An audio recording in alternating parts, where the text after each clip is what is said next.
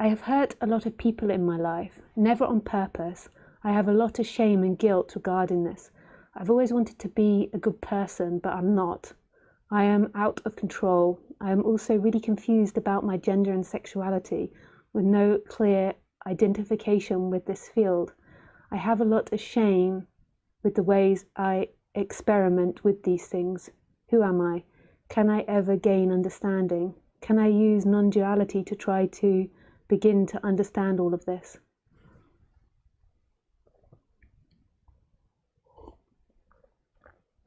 I've hurt a lot of people in my life, never on purpose. I have a lot of shame and guilt regarding this. I've always wanted to be a good person, but I am not. I am out of control. I'm also really confused about my gender and sexuality, with no clear identification within this field.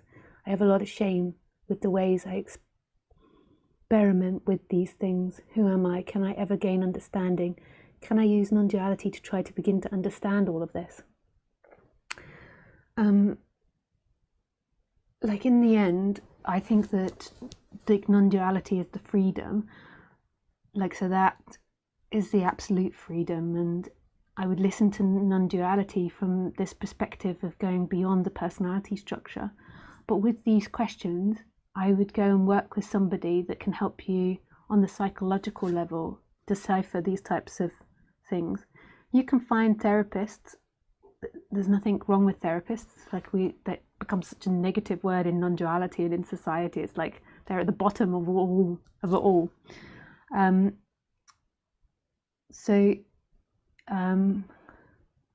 You can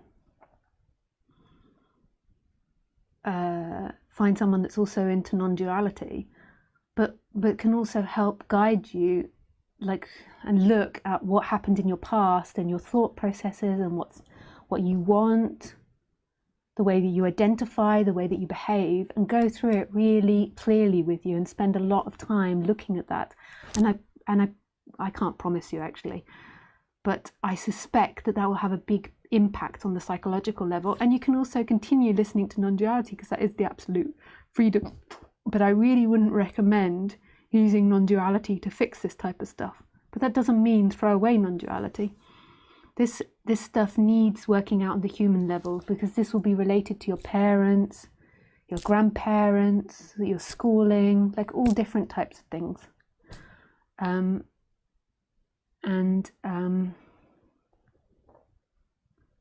Yeah. And I think that there's many people out there that could help you. And if you can't afford that, because maybe that's a possibility, maybe your healthcare doesn't pay for it, or maybe it's just not accessible to you at this point in your life, then there's loads of support groups in that area. There's lots of writing in that area. There's lots of stuff about that on the internet, like psychology, that can help you until you do have more money. But you could also go to groups which also have these types of problems and struggles. So that would be my recommendation. I hope that helps, HC. Thank you so much for your question. I really appreciate you putting yourself out there.